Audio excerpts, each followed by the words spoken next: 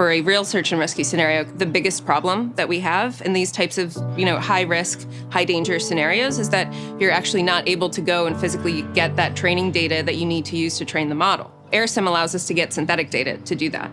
What we saw is there's a need to put AI on edge devices, such as this one that I've got here in my hands. We dreamed up this whole scenario that you see behind me, which is a search and rescue for stuffed animals. We took pictures of this entire field and all the animals, and we 3D modeled it in AirSim using the Unreal Engine. We got a 3D environment. You're able to fly a simulated drone around to generate training data and use that to train the actual AI model to recognize the animals.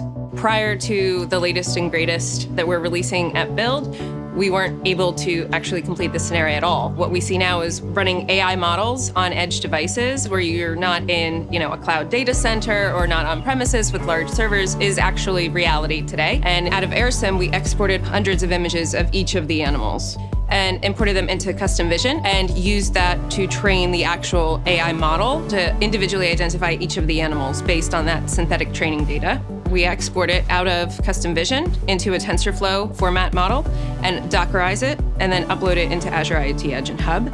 And from there, it's able to communicate with this device, which is running on the drone and running the actual AI model on the drone. Whenever it does identify one of the animals, it sends a message to Azure IoT Hub.